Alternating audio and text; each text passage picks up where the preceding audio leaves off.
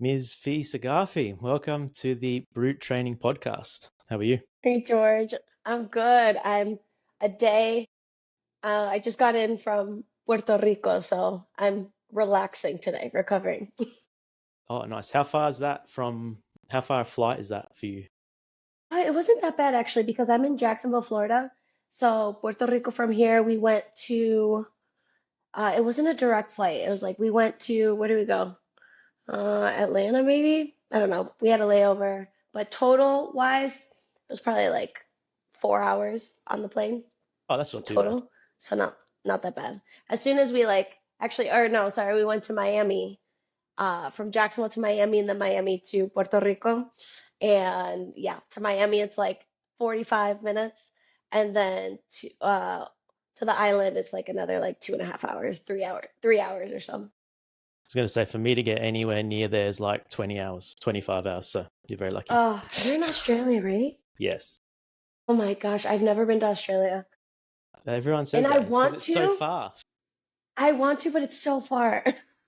You have to come down for like a comp, maybe like I Torian or Down Under. I would love. I always hear like the best things about those competitions, and I just can't wrap my mind about sitting in an airplane for that long.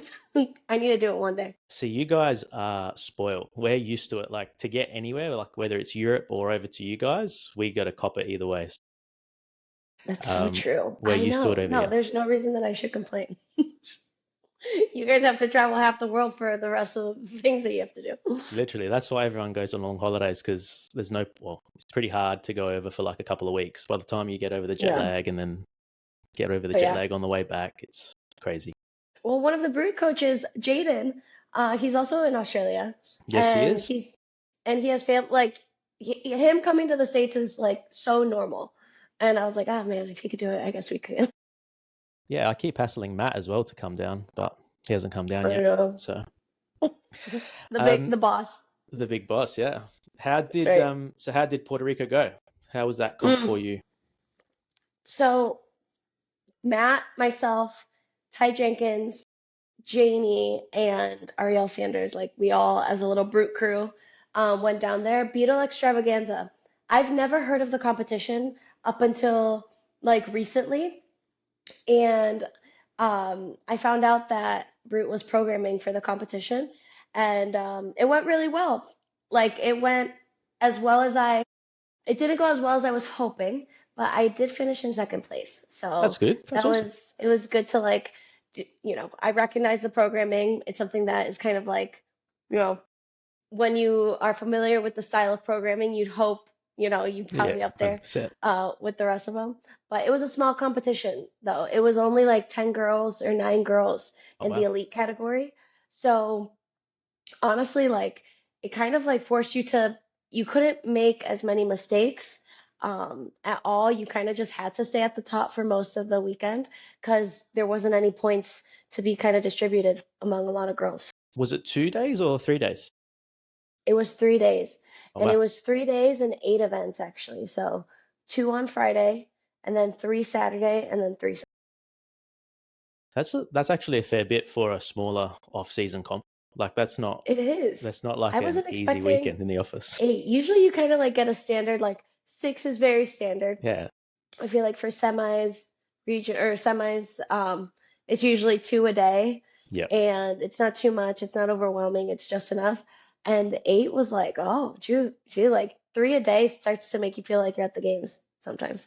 100%. And like, Yeah, so obviously since the games, you've been super busy as well. Like seems yeah. like there's not been any downtime really. Um, Obviously having WFP pretty close afterwards. Then you've had this. Now you've got hmm Copenhagen coming up as well. So I did you? know this entire season has felt so long. I felt like it feels like it's been over a year. Because we technically started in, well, April was kind of like after the open and um season or like part of qualifications came about. I forget when it ended. That must have been like March by the time the open ended or Yeah, I something. think mid-March. Um, uh-huh. And then like my season technically like we started to like really focus in starting or around mid-March because Mayhem Classic was in April. So like we started in Yes. April, and then May, June, July became just like training months for the games, and then it was the games, and we finished the games. I forget what date we finished the games, but we finished the games like Early the August, I fourth think. or something. Yeah. Yeah, fourth or fifth, and then like came back from the games, and then almost like 3 weeks later or so, we had WFP in Mesa, having had WF like the first world tour or the first tour before the game. So that was in, oh my God, I lose track. I can't, there was so much. It was before the games There's heaps. WFP, then the games, then second WFP, and then and now Beetle. So Yeah, that's that crazy. was, and How then was now we're your finishing in Denver. how's the body held up? The body's been good, honestly. Like I've this is probably the healthiest year I've ever felt from start to finish. Oh There's wow. not been like truly there hasn't been anything nagging or anything that I've just been kind of like, dragging along. Usually you start to get to that point towards the end of the season or come games. The games I was a little bit I went into the games having like strained a calf. So that was truly the only like injury that I was dealing with. And that like dragged on for a couple extra weeks than I was hoping for. But other than that, like right now I feel good. And mentally I feel good. But after Beetle, I'll be honest, I turned to Matt at the end of the weekend and I'm just like, I did not expect to be this sore at all. I was more sore finishing here in Puerto Rico, a Beetle extravaganza, than I was after the games. So Oh wow. Really? yes, yes. And I think that's like, because this last month I haven't been training as much volume and as much intensity, to be honest. But still to finish, and I'm like, dang, I am nowhere near, like, I am 10 times more sore finishing this weekend than I was back in August. I'm like, okay, my body needs to get right this That's month. crazy. And like even if you think about it, with Copenhagen coming up, then there isn't really a break ramping up into the open either, really, is there? Hmm. No, because Copenhagen's going to take us through like mid-December, end of December. We'll finish Copenhagen, I think, around like the 22nd or 23rd, whatever that Sunday ends up being. And then we'll get home. And by the time we'll get home, it's pretty much a month that like everyone probably generally has off. And then you just like Straight start in. it back up again. Yeah. And then it's the open. Yeah, straight away. It's like Yeah. I don't know how that. I feel like this has to be some break penciled in somewhere, whether it's like different for every athlete and you sort of choose which events you're going to do and then you can like dictate your off season around that. But I Yeah. think for people to go like back to back to back to back year over year is going to be very tough. It's very hard. And it's very hard to like consider every single competition as I'm trying to win, I'm trying to peak, I'm trying to like be my most fit, most strongest, most capable self of the whole entire, like it's just impossible. You'll run yourself to the ground, and maybe some people could get away with it for a little bit, but eventually, I mean, even this year you started to see people, you know, saying no to competitions that they originally committed to, between the games and WFP, and or maybe getting injured. I know Dallin was dealing with, he ended up getting rhabdo after SoCal because of just so much training and just exerting himself.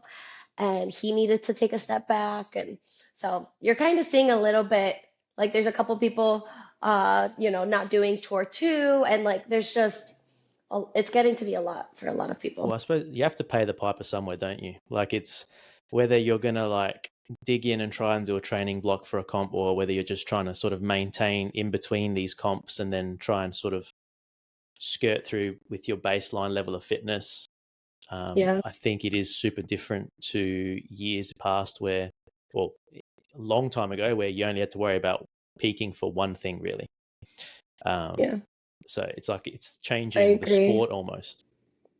Yeah, and it's also like making coaches and athletes realize what is, or maybe just have more conversations over what is the most important part of the year, and you can't make everything the most important part of the year. You'll burn out physically, you'll burn out mentally, maybe even before you burn out physically. And when I compete, one of the things that makes competing so fun is just like the hunger to hurt. Like hurting isn't fun, but like there's that sense of just like when there's blood in the water, you want to go dark, you want to go there, and you can't go there every single time if you do that too much. I used to work with someone years ago, and he said it so simply, but it was like along the lines of we only get so many turbo buttons, and once we've hit all those turbo buttons, we don't have any to hit anymore, and that's when your body's just kind of going into like emergency mode, or you start breaking down, or you start getting injured. So you want to be like very specific and careful on how many turbo buttons you hit all at once. So the good thing is that I feel like I've been able to manage that, Yeah. and going into every competition, it's for the most part I've been hungry to like fight and compete. But I would say going into Beetle was like the hardest one yet so far. 100%. Like, how did you approach that or plan that at, like, if you look back at the start of the season, do you think Hmm. sort of everything went to plan in regards to hitting the things that you wanted to prioritize, obviously the hardest, or did you have to sort Yeah. of change that as it went on? I so like no matter because we knew how much we were going to put on our plate, leading into the season. Like once we qualified for the games and once we qualified even for the WFP tour stages, I knew that I wanted to do the whole WFP tour, and I knew it was going to be a long games training season because mine started, I qualified in April. And so even regardless of like all of those things going on, we were still very clear that the games was going to be the most important thing, like for me at least. Because that's the thing that I've just been working to stay consistently showing up at. And in past years, I just haven't like, in past years, I've qualified, but I haven't done well, or I haven't like reached those specific games goals. So we truly made the peak of my fitness and strength the games. And then honestly, we've just been in maintenance mode. So I feel like since August, all I've been really focusing on is just maintaining my fitness and strength, not like doing anything crazy or overexerting myself or trying to really focus on strength and forget about everything else. Like, honestly, everything has just been on maintenance mode. And whatever my strength and fit, wherever it's at right now, just kind of giving it hell every time I compete post games. And honestly, I've had some really good moments. Like, it was really cool to see that, like, strength is still coming along or still really improving. At WFP, the first tour I did better than the second tour, and the second tour was a lot of heavy stuff, but when it came to like some small wins for myself, I got to see like my power output on machines is getting a whole lot better. My strength, I was able to PR a clean, Yeah. hadn't PR'd a clean in over like 4 years. And I was able to show that at WFP, which was like incredible. And like 2 weeks prior, I couldn't hit like 30 pounds under that, which was crazy. Wow. And this past weekend at Beetle, it was a very the events were very much geared to like power and strength. Like almost every event out except like maybe one or so was one or two, like out of 8 events, 6 of them were mainly about like the barbell and the heavy implement and the bike and just heavy. And so if you were strong and if you had mass, like you had a really good shot to do well. And it was cool to be like right up there with like people like Hannah Black, Ariel Sanders. They're big, strong girls, and they're much stronger than I am. So it was cool to like have those wins along the way without being like, this is my peak, this is my fittest, this is my strongest. But in the others, in a way, being like, okay, maybe I'm not prioritizing strength as much as months pass, but it is still getting better. So that's really cool. Yeah. Do you think like you have to change, or do you think it's changed the framing of yourself in your own sort of mindset regarding like thinking of yourself as a certain type of athlete and then obviously being able to perform super well and improve in these other areas? Do you feel like that changes how you see yourself as an athlete?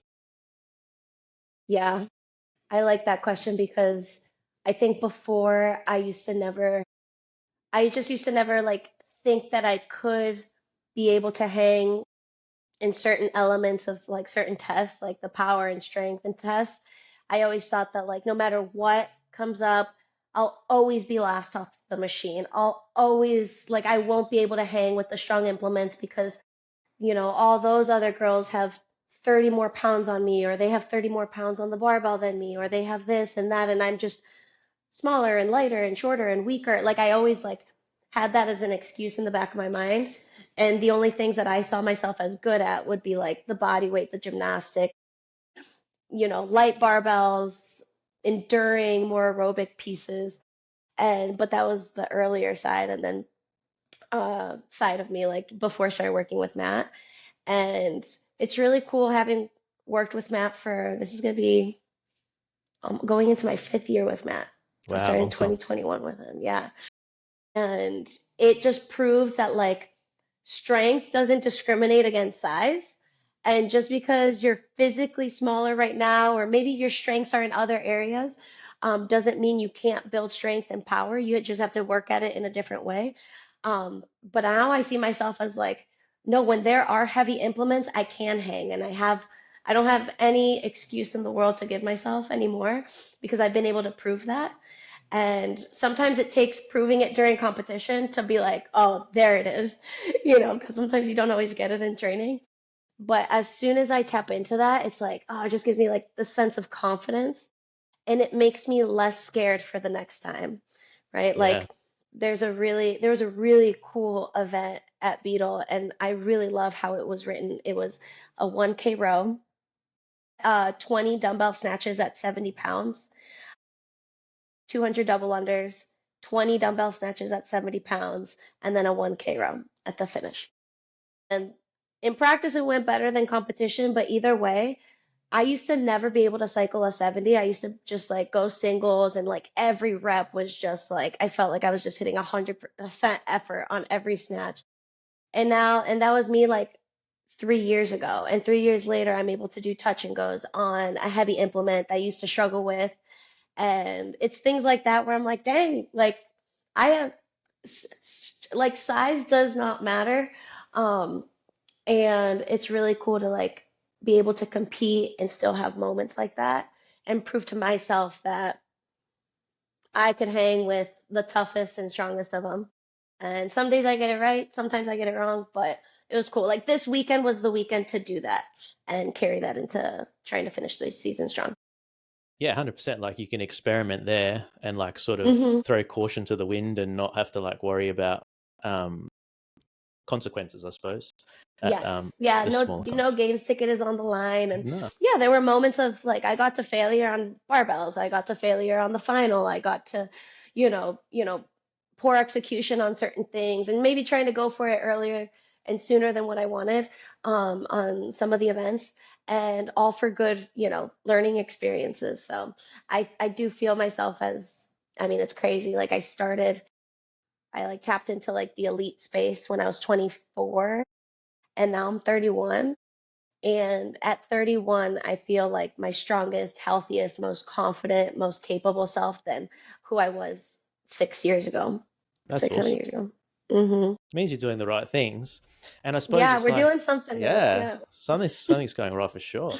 And it's like Yes. almost, I suppose, like you said, with the proving to yourself that you can do it, then completely changes the framing of like every event moving forward. So like you all of a Yes. sudden, it's not like having to have these like I suppose damage control events, uh, Hmm. or also like you said before, having like the hurt be worth it. So knowing you can push and hurt, and it'll actually be worth it and show on the leaderboard, as opposed to hurting and it not impacting or like doing poorly.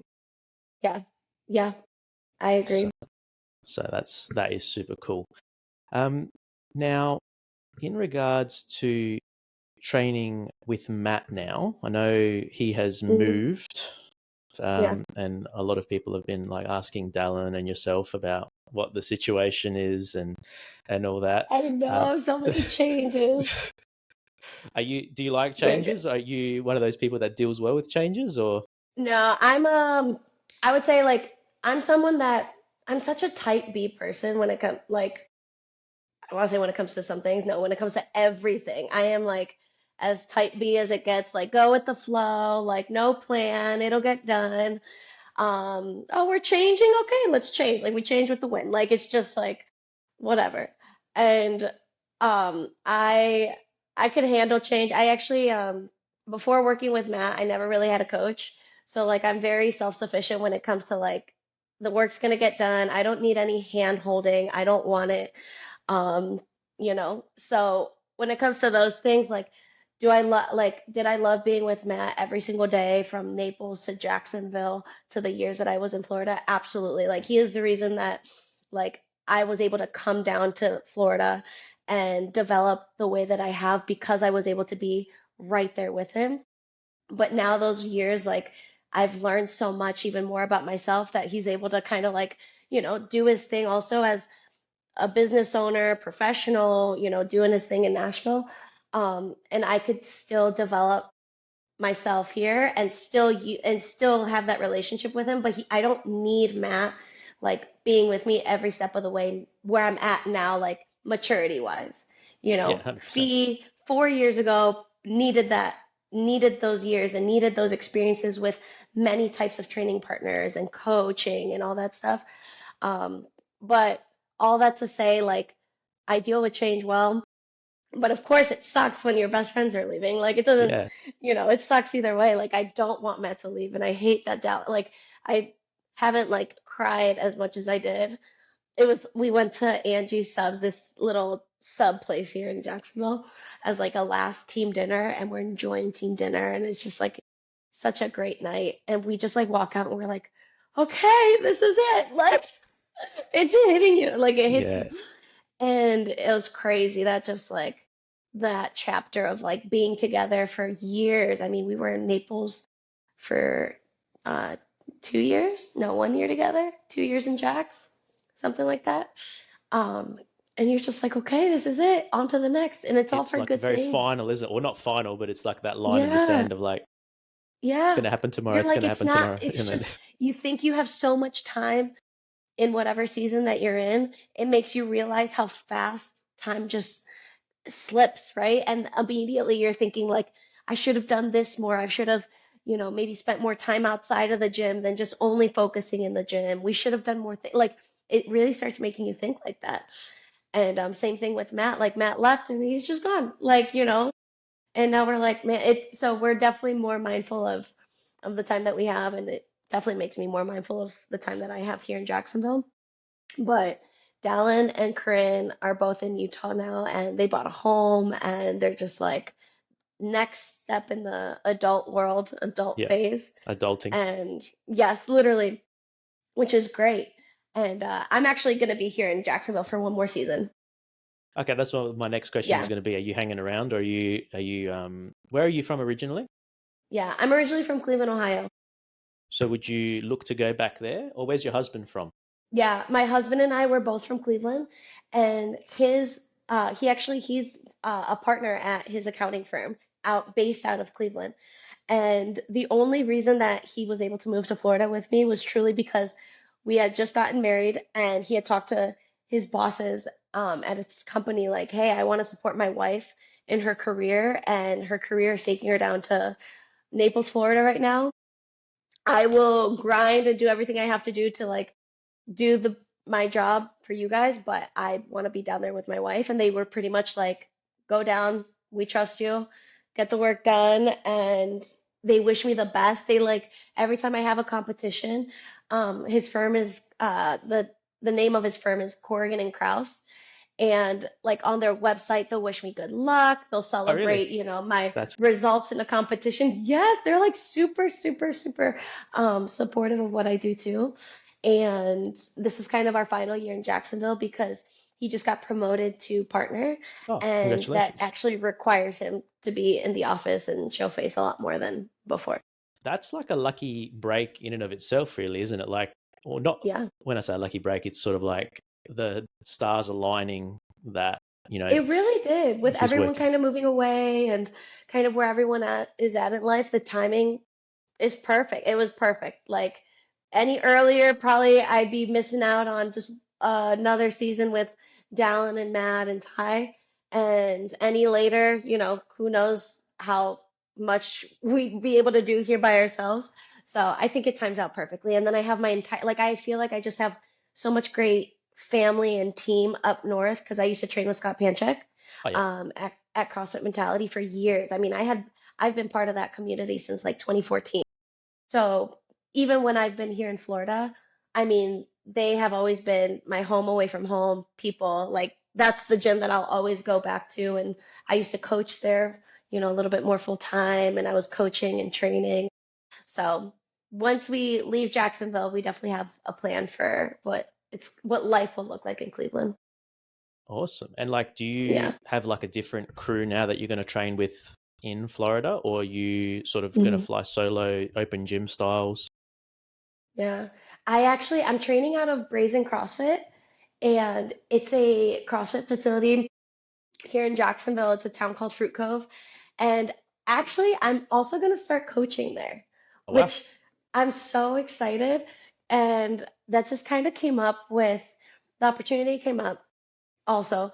But since I'm going to be by myself, it's kind of one of those things that I really truly was thinking about.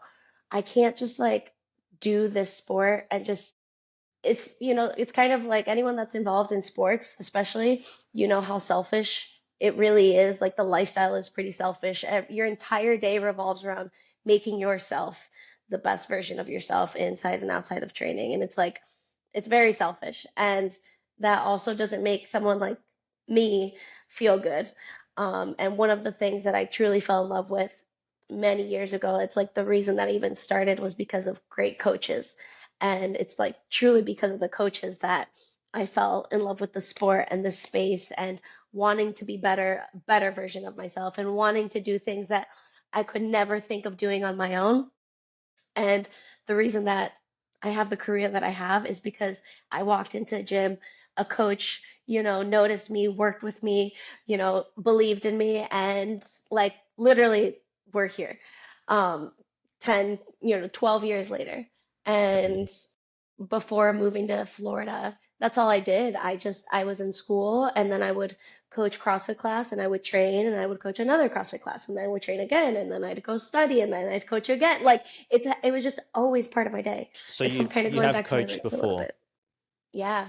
I mean, I have my L2. I got my Oh, cool. L2. Yeah, I got my L2 last year.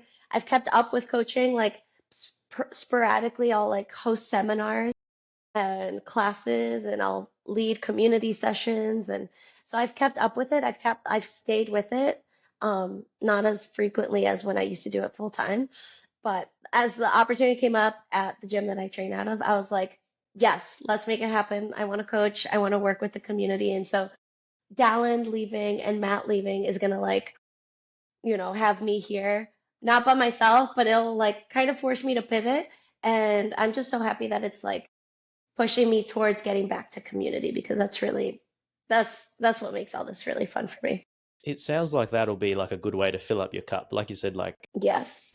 like Yeah. pouring out of the cup from like a selfish perspective. If that's not how you are sort of naturally as a person, you got to sort of get it Hmm. from somewhere else, don't you? Oh yeah. You just can't feel like you're constantly taking from people in a sense of like everyone's bending around you or they're making compromises for you. And um, Absolutely. And like that's what I feel like that's what we're meant to do, right? Like serve and give back and share the experiences and the knowledge that I have and give that back to the community and the members that support me equally and love on me and cheer for me. I mean, those are the same people that are turning the TV on to catch my heat time and watch me do events and check in on my Instagram. Where's Fee at? What's she doing? How's she doing? And it would be um, very like doing this sport without having that side would leave me feeling very empty because competition, like the thing that makes me feel good about myself isn't like the result on the floor that I get. Like, because that goes away and no one ever remembers that. it's fleeting. So it's so fleeting. And the most important thing about competing isn't competing to me. I was going to say, what is your why behind wanting to do this at the level you do it at? And I suppose, has that changed over the years? Mm, yeah. I feel like almost every year, I've had like a different reason of why I wanted to do this sport at this level. And it's cool because it's like every year you're never the same person. Like every couple of months I feel like I'm different too. But I started CrossFit, I started CrossFit because I just wanted to get healthy, and I was in a dark place mentally. I was depressed. I was going through it in my personal life, and I just needed something to be like good in my life. And someone guided me to CrossFit and showed me an incredible video, connected me with a great gym, and that's how I started because that was my reason at the time. I was overweight. I hated my body. I hated myself. I needed to be surrounded by good people. That was my reason. And then I started, and I just fell in love with what I was learning, how like I was transforming. I was believing in myself. I had a reason to like get up, and I was so excited to go to CrossFit class. I like was so excited to just leave campus and just hustle to like the 4 p.m. class or the 5:30. And do you see the workout for today? Like, isn't that like, and it just It's like lit me up. consuming, isn't it? Especially It's so, initially. yes. And you're just like working on yourself, and you're just, becoming this different person. And then I started to do local competitions. And the reason I was doing local competitions, it was like, I'm doing local competitions because I want to hold myself accountable to something. And if I sign up for this local competition, it'll force me to like eat right and be consistent at the gym and do all these things and just like build all these really good habits that I didn't have before. And you do a little bit of that, and it's like, so every year there was like a different reason. And then eventually the biggest reason of why do I want to compete in the sport at this level eventually turned into like, and this is like conversations I had with my parents, is because my entire life actually, I came from like 14 years of classical music, like playing the violin. And it was like the thing that my dad wanted me to do so much because he loves it. And I appreciate those years, but that was also the reason that I couldn't do more sports. And I just remember when I was younger, like I wanted to do the volleyball, I wanted to do gymnastics, I wanted to do soccer, I wanted to do softball, I wanted to do all these sports. And I couldn't because violin was on the weekends. And I had to go to violin class, and I had to go to orchestra, and I had to take my music theory lessons. And all sports are on the weekends. So it was getting to the point where I'm like, hey, like I could do this as intensely as I want to and as professionally as I want to, and I get to dictate that. And I get to do it because I want to, and I don't have to be on someone else's timeline, or I don't have to chase goals that aren't mine. And I get to do it without having to justify why I'm wanting to do it. So it was truly, CrossFit became the first sport that I got to do on my own terms, where before it was always dependent on like what my parents wanted me to do or my dad wanted me to do. Which is super empowering. And so empowering. And as like a, 22, 23-year old at the time, like I'm still in school. I was at the time getting my master's degree when I first qualified for the games. Like that year I qualified, or 2019 I qualified for the games, but like I was finishing up my master's degree. And I remember I also qualified for Rogue that year. So like within a year, I qualified for the first Rogue Invitational, the CrossFit Games. I had podiumed at like my first sanctional. Like it was a breakthrough year. And I told my dad I'm not going to walk at graduation. And because I wanted to chase this sport. And that was like the start of like, oh, like this is like my voice. Like that was like the start of my voice, right? And yeah, since then, Uh, and I could go through every single year has been a different year, but this year specifically, I still, oh man, I still do it. I do it because it's really cool. This year, I've gotten so much closer to my faith, like since last January. And I truly think that like this entire year has been such a really cool reflection on where I've been at in building my relationship with Christ. And everything that I've done this year has been to share his light and his spirit pretty much. And my highest of highs, I've all give it towards Christ and the Lord and like what he's been able to fill me with. And this year, out of all the years, I've been able to just feel so much more light and free and happy. And this year, the fact that like this year has been a very stressful, very long, very chaotic year, to be able to say that like this is the greatest I've ever felt, the lightest I've ever felt, the most like filled with purpose I've ever felt. Like everything could go wrong this year or continuing, and I'm so confident that I'll still love this sport regardless of the finishes. I wasn't able to say that a couple years ago, right? And it's been really cool like being able to express myself in sport but also use my faith. And that is kind of where I feel like I'm kind of Sitting at finding the moment. purpose in that. Yeah. Hmm. What led you to go down that path? Did you grow up religious and sort of went away from it and come back, or was it something new altogether for you? Yeah, no, like growing up, I've always grown up Catholic. I've always believed in Christ. I've always had faith, but I've never had a relationship with Christ. And that's something that I'm so much like still exploring. Like I still feel like I have like this, they say like that childlike curiosity towards chasing the Lord. And there's still so much I don't know, but I'm chasing him so much more. And it's one thing to be religious, and I'm understanding this more. It's like one thing to be religious and you're following a set of rules that the church, a Catholic church, tells you to do, or tells you to follow. And you have to do all these things to earn grace and to earn forgiveness. Um, and that's not it at all. And it's another thing to just have a relationship with the Lord, who's our Father that just loves us and wants us to follow in His light and share Him with as many people as we can. And I think that's really cool. And finding confidence in that and like truly feeling that, like it's one thing to say it and it's one thing to feel it. And I know I'm feeling it when I'm just like on the verge of tears talking about it because you're just like feeling this like overwhelming sense of love. And yeah, I've never felt the way that I feel about my relationship with Christ now is not what I ever felt before because for many years growing up, I'd just go to church. I'd go with my mom, I'd go with my siblings, I'd stand up, I kneel down, I stand up, you know, I say the prayers in church and I walk out the same version of myself as I walked in. And I got connected to a church called the Church of 1122 here in Jacksonville, Florida. And the lead pastor, his name is Joby Martin. And the way that I connect with Christ at service, I'm like running to church every Sunday that I can. Like I will wake up early to make it to the 9 a.m. Or there'll be days where I'm just like, oh, or I'll be like, hey, do you think we should watch it online? Should we go? And just recently I was like, no, we're going. We gotta go.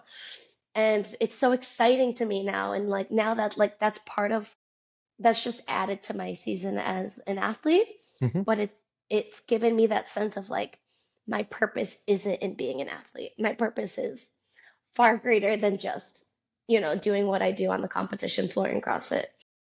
And I think that's helped a lot. What made that click for you, though? So obviously you've come from a tradition, a more traditional, like ethnic background with Catholicism, Hmm. which can be like a very passive, I suppose, um, process growing up as a child. Like I Yeah. can, from my experience as well, like Orthodox, you're religious, but it's like it's a very passive. You rock up, you do the thing, you go. You don't really understand a lot of, or potentially don't understand a lot of it. What I suppose clicked for you with this new church that you went to that sort of changed it so dramatically for you? I think what changed dramatically is truly the way that the lead pastor in our church, Joby, speaks on just following the word and following Christ and how to do it and how to build a relationship. It's the way that he just gives his sermons. What I have felt with him versus a Catholic church is the way that I understand the relationship with Christ now is nothing that I do will earn my spot in heaven. Nothing that I do will earn Christ to love me. Like I could go to church every single day and but not actually like walk with Christ in my personal life, and there's nothing on paper that I could do that will earn that. Um, And right, grace isn't earned, it's a gift. And the way that Joby like speaks on that in service, and there's just common themes and just like themes every single weekend that like are so relatable to life and my every single day and a lot of personal struggles and everyday struggles. I go to church relating to so many things and being able to apply Christ in my life into those themes that I felt like I used to go to Catholic church and they would be talking about something that is so unrelated to me, and maybe speaking in ways that almost feel like they're speaking in terms that are 100 years old still. That as a kid, you're just like, or as a teenager, you're like, what does this even mean? I don't even know what we're talking about. I'm already bored. Having a relationship with Christ seems boring, so why do I even want to go? Um, so yeah, so I think like that was the spark of like I walked in and immediately I felt connection to like what was being said and how the word was able to be expressed and integrated into my personal life when it came to marriage, friendships, adversity in life, you know, things happening that are so out of your control that sometimes there's a lot of people that walk away from Christ because a family member got cancer or someone died that they shouldn't have passed away as early as they did, or they lost a baby, they weren't able to get pregnant, and like so many different things. Um, that I was able to relate to in different ways. And so now I go to church and I feel like every week I go to church, I'm like, man, like this message is just speaking to exactly what I'm going through right now.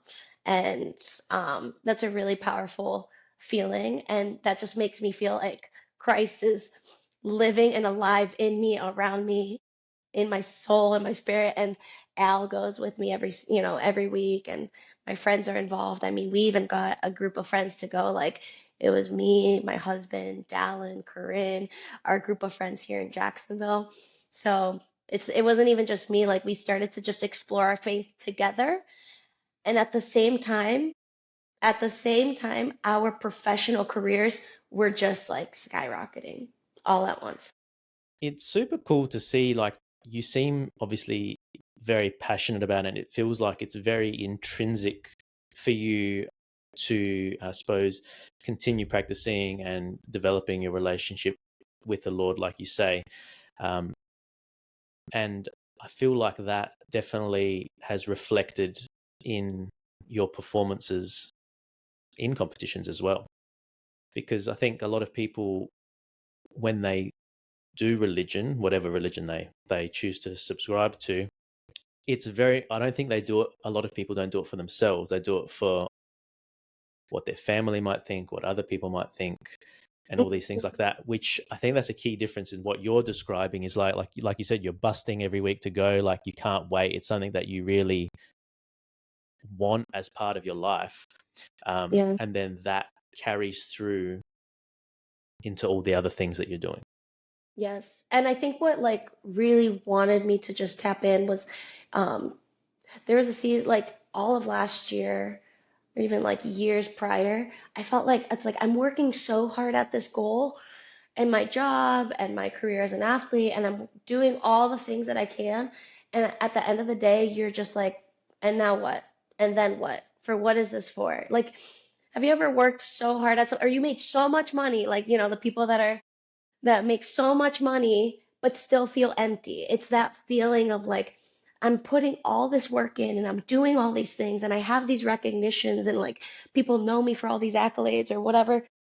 And to still at the end of the day feel empty, that's a bitter, bitter and like dark feeling. Very And damning. so it kind of has you feeling like, what else is there? If I'm doing all the things that I think I'm supposed to do and I still feel like I'm missing something, that to me is a sign of like Christ is for me that was like the missing link of just that's where my purpose truly lies, because my purpose doesn't lie in sport because sport's going to come to an end, right? It's going to happen. Making money, there's no purpose in making money because there'll never be enough money.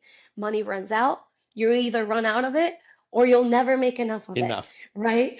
And it's the same thing for anything else, promotions, work, relationships, like that's truly anything but for me, like but Christ. Like I find peace in Christ. I can't find peace in I'll never find it in anywhere else.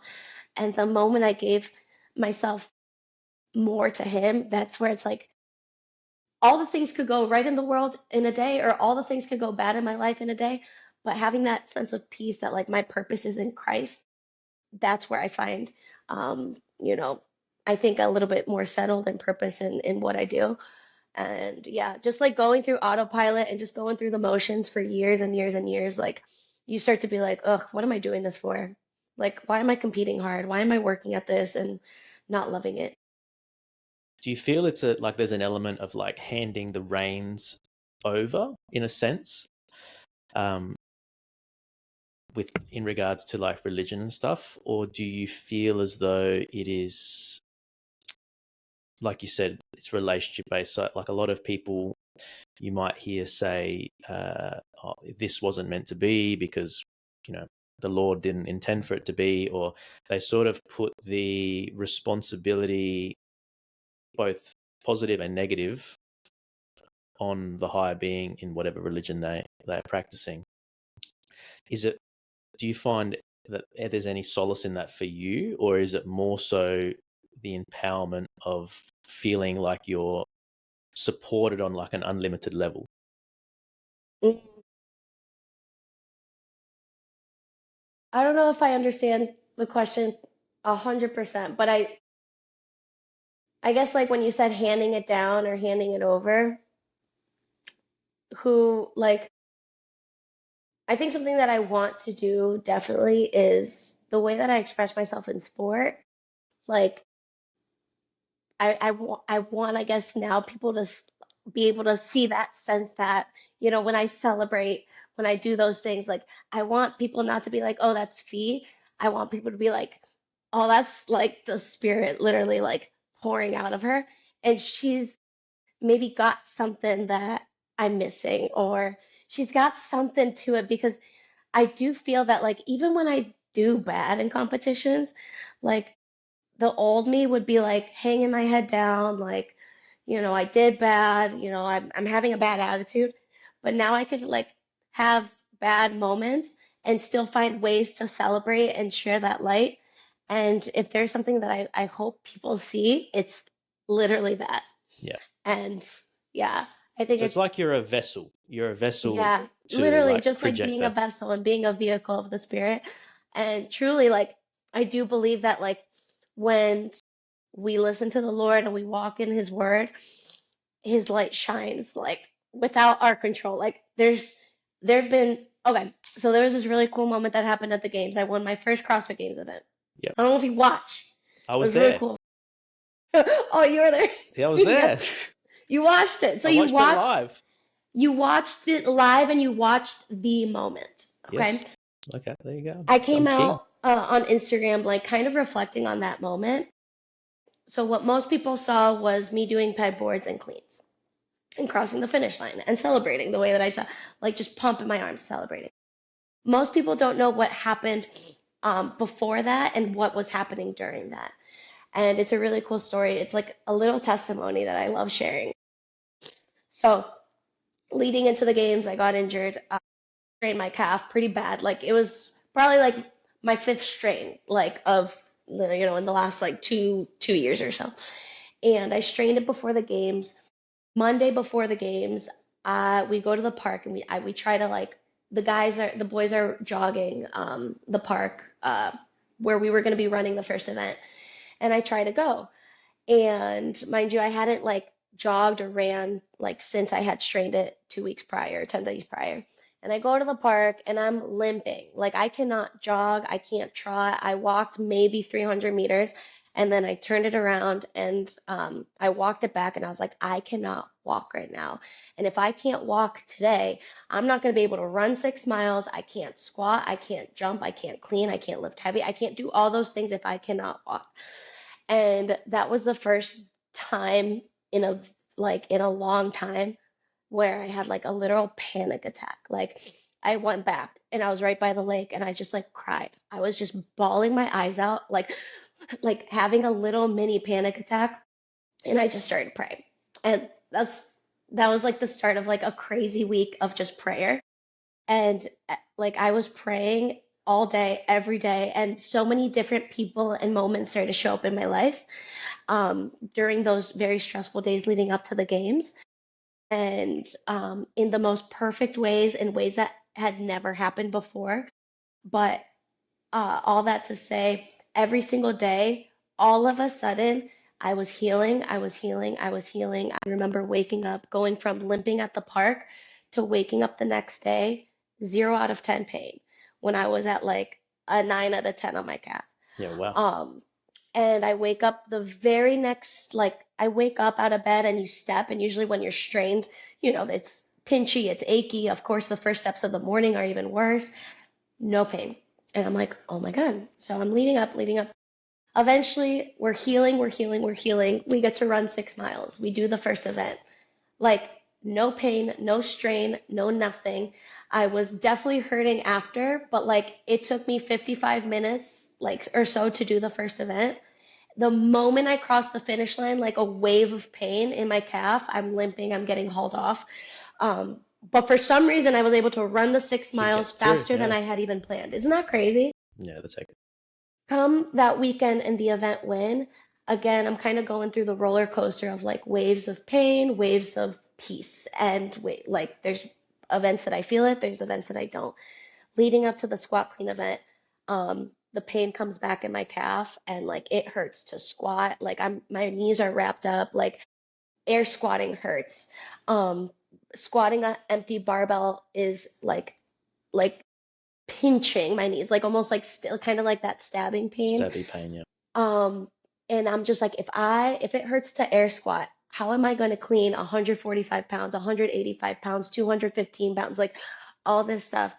And I go to Matt, I'm like, I'm excited, I'm excited, I'm excited. And I'm like literally telling myself lies to just try to convince myself that I will be okay. And I'm again sitting in prayer, prayer. And no amount of wrapping my knees was like taking the pinching away from my calf, from my knees. I was just in so much pain. And I was on the verge of just like busting out into like tears and another mini panic attack. So I go off to my corner in the warm up area. We had a back warm up area before we took the stage. And I'm warming up on my bike. And I'm just like, I just need to sit on this bike because I can't just keep squatting away the pain because that's not going to help. There's no amount of warming up, there's no amount of cleans that I could do that's going to all of a sudden make me feel confident. So I sit on my bike, my the spin bike that was in the back, and I just like pedal for 7 minutes. And I'm pedaling and I'm praying for exactly 7 minutes. I literally like opened my eyes, 7 minutes reads on the C2 bike, it just flew by. And I just like prayed for 7 minutes. And I remember so vividly what I was praying. And I was praying to the Lord. I was like, Lord, I'm in so much pain, and I don't even care if I'm just standing at the bars. Just please let me shine your light however you need me to do it. Right? And I get emotional talking about it because it's like it fires me up. And literally, I was saying that in my head. I was like, oh my God, I'm just gonna stand and stare at these barbells for however long, and everyone's gonna be able to smoke it. And and that's what I said. I was like, let me just shine however you want me to do it, in whatever way that shines you. 3, 2, 1 goes. We're climbing the pegboards. No pain on the pegboards, obviously. That's my jam. I do love pegboards. I was so excited. I get to the first barbell and I'm like, Lord, I'm nervous. I'm nervous. Please help me out. And I clean it. No pain. Not a single pinch, not a single pain, not a single stab in the knee that I was feeling before. And I'm squatting. I'm like, oh man, that felt good. And it was like a complex of, I forget. It was like a clean and a A clean squat, front clean squat, squat, yeah. clean squat. I do it a lot of times. And every single rep, I was like, I would, in my head, I would pray. I'd be like, okay, Lord, help me out. Let's do it. And I would just do it. And I would go back to the pegboard and I would just be in full conversation with the Lord. Every single barbell got heavier, got heavier, got heavier. And I felt stronger and stronger. And I'm like, there's videos out there. It's pinned on my Instagram. And I'm smiling. I'm looking around and I'm looking at the people at the finish line. I'm pointing at people. I'm just like hyping up myself and hyping up the crowd a little bit. And I go to the 215 bar. I like bow down to my bar, like I'm like ready to go. I tighten up my belt, and I just like rip on this bar. I stand it up as like faster than I've stood up a 215 in a while, and I'm jumping up and down, and it was like 8 minutes and 30 seconds of an event of I was praying the whole time. I was literally talking to Jesus the entire time, and me pumping my fists and just I was jumping. I couldn't even like jump a couple like events ago. Yeah. And to to do that event, to be in as much pain as I was before and to like finish the way that I did, I was just like that. And they interviewed me after. They're like, what do you give credit to, or how does it feel winning your first event? And I said something along the lines of like, that win was not my win. That was the Lord's victory. And I'm just here to share it because that was it. And I had so many moments at the games that were so spiritual to me that no way, like, no part of me was like, oh, it was just adrenaline. Because I've been doing this for as long as I have. I know what adrenaline feels like. That was not adrenaline at all. It And sounds like it was almost out of body experience for you, it was an that out event. of body experience. And, some people that are non believers, like, I love sharing it because I'm like, at least this was a real experience. You could see it, you could feel it. I could share it and talk about it because it happens in real life. And just talking through experience, like that's really what it was. And I think that's why the CrossFit Games to me was so special this year. It has nothing to do with the event win or the finish or anything like that. It was like I just collected all these like little small spiritual moments with people, with the crowd, with interactions. There were people that like would find me in the hallways and they would pray for me. I see people in the hallways all the time when I compete. Never once has someone like pulled me aside and just knew to pray for me. Like I didn't share with them that I was dealing with anything. And so, like reflecting on the games, it wasn't the finish that I wanted, but it was so much more that it was the most magical competition experience. And I think like that is an experience I'll share for like the rest of my life. Like I'm excited to have kids one day and just like share these Share that moments. Like moment. Yeah. that's the moment. Like and winning it, and it has nothing to do with winning it. It has everything to do with what happened during it and before it. And I'll always remember that moment. It was almost like, it sounds like it was a proof case for you. It sort of was the evidence that you, not that you needed, but I suppose that allowed you to lean into it even more and like fully um, immerse yourself Yeah. in your And faith. it was a moment of just like full surrender. Like I've worked 360 some days this year to just be injured for 3 days. Like, there's nothing that I could do anymore. There's no amount of like grittiness that I could tap into. There's no amount of flossing that I could do. Like, just like fully surrendering to the Lord and be like, Lord, my body is yours.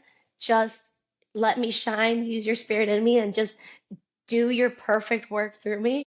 And he did. He like delivered as he always does. And of course, it's never always going to be like that. Like I'm never going to be able to share it. Like not every moment like that is going to be this win and this pumping of the fist, sharing it with 1,000 people. But the fact that I got that chance, I could not share the Lord's name on the mic for everyone to hear. And I take that really personally because that's just a testament to like what the year has been. So when you did share to me, like ask me like what's kind of your purpose in what you do, like that's like an example of like what I feel like my purpose is just being a vessel for the Lord. And it's really cool to be able to do that through sport. Yeah, And 100%. when I compete, yes, it's nice to win. Yes, it's nice to beat people to the left and to the right of you and stand on the podium, but that is nice. But that doesn't fill my heart at all. And a moment at the games like that, where I just feel like I just shared the Lord with someone, or someone was able to be like, hey, I'm not a believer, but like I see a spark that she has that I'm now curious about. And that like changes their life. Like, oh man, that's like an eternal win, right? Oh, So, 100%. I think like just from yeah. seeing how you've spoken about it now, like the joy that sort of is beaming from you, I think is sort Hmm. of is undeniable for anyone watching. Like I don't think that'll hold you in good stead for the rest of your life, regardless of what you do. Like you said, Yes.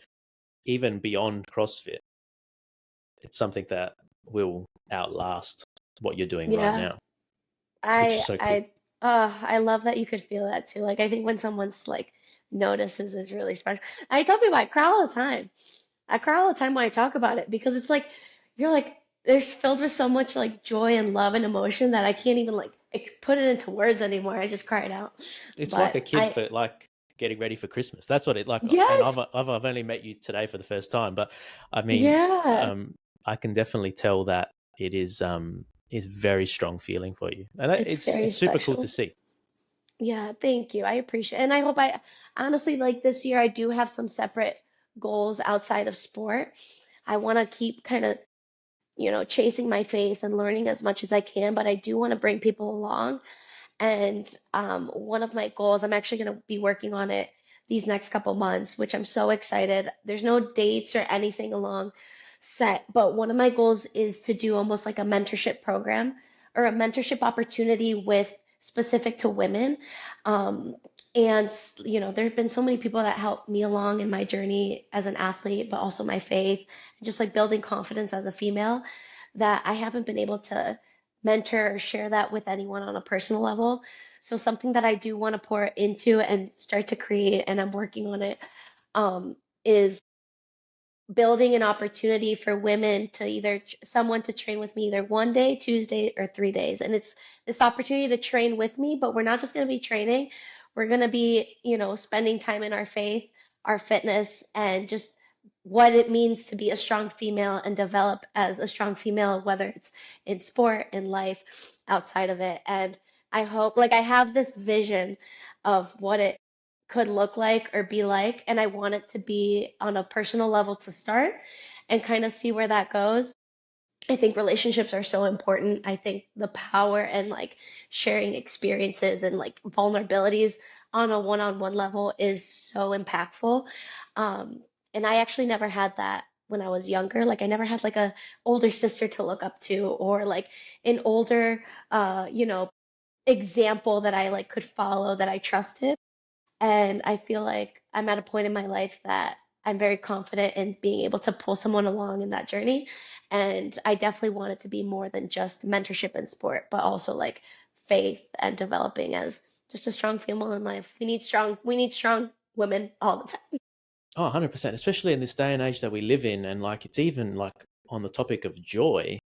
Yeah, If you can find that level of joy in something, like that's never going to be a bad thing. Because we're like, never. you see people are depressed, people have got all sorts of mental health issues, and it's rife everywhere. And Hmm. it's definitely rife in elite sport, but with the pressure and the um, external expectations that gets placed on you guys. So I think, like, outside looking in, that seems like the biggest win, full stop, is having that joy, and like that's the real win, like from my Oh, it perspective is. looking at. Because no one could take that away from you. Like No. no one could take that joy. Like anyone could win another medal. Everyone could beat you. You're gonna get beat. People are gonna take, statistics from you and wins and medals and, eventually all our statistics, no one's gonna remember that. And people, yeah, like there's nothing like the material things will always be able to be taken away. And like you said, they're fleeting. But joy, no one could create for you either, and no one can take it away from you. And that is all yours and yours to keep and yours to share. And I really love like just sport in general being just an opportunity for people to like use it as a vehicle to also share like their heart and their joys in a way that helps other people. Because as selfish as athletes need to be for themselves, it doesn't mean you have to be a selfish person all around. Like it is, we are meant to be servants and to give back and to make people around us better. And whatever sport you do, whatever job you have, like I really truly do believe that like whatever we choose to do in life, it needs to be with a much better, much greater purpose than just doing it for yourself. Sure. And it's like it's great to see. It sounds like you found the formula, and like if you can share that formula with other young women and other people, with as many people as you can, then that's I suppose that's your purpose, Hmm. I which is like great. that, which is great. So developing too, right? But we're having fun. So I'm excited to see what 2026. I'm confident that'll be so good in so many different ways, and I'm just so excited to see what's coming in a couple months. And where will people be able to access this mentorship? Do you have those details yet, or it's sort of we're still in the Not planning yet, but stage? yes, right now I'm in the planning stages because this just came up as an idea just about 2 months ago. And now that we're kind of getting into wrapping up the year, starting a new year, it's something that I want to start 2026 season in. So kind of like a goal would be starting in February or around February as kind of like we're heading into the open and people are kind of setting new goals. What people can do is find me on Instagram and stay posted on there because what I'll be doing these next months is just building what that actually looks like for a day or two or three to train with me here in Jacksonville, Florida. So now that everyone's moved out, now I'm trying to be like, Bring okay, people back everyone, in, yeah. come bring it in, and just kind of create my own community in a way that is definitely impactful. And like I said, I want to focus it on women, just because I think that's kind of where I shine and connect there. But we'll see where that goes. But at least people can find me on Instagram and stay posted on that. And hopefully in these next couple of months we'll be able to uh, start and actually put into practice this vision. So Awesome. Well, thank you very, very much for coming on today and for your thank time. you, And George. hopefully we can catch up again soon, and we can close to the next season. And hopefully there's a few more developments on the front of this mentorship stuff that you're doing as well that we can Yes, share. I'll keep you in the loop so you could Yeah, definitely keep please do. sharing. And Thank you, George. if I don't speak to you, good luck at Copenhagen. Thank you. Oh, thank you. A couple more, literally a month, almost a Because month it's not long. away. Not long. Are you going? I'm not, unfortunately. Okay. It's a bit Well, too close for Christmas, and that's true. it's like flyover Yeah. would be crazy. But Well, maybe if next anyone year. else is going, they'll find the whole entire Brute team over there. It sounds like literally everyone's going. Literally. We're going to be having our Brute camp on December 12th or 13th, I believe. One of those dates Yeah, so everyone should before go the online and get WFP their finals. tickets for that. 100%. Yes. Yeah. So thank you so much, Awesome, George. Fee. Thank you Thank for you your so much. time. Have a nice day. Bye.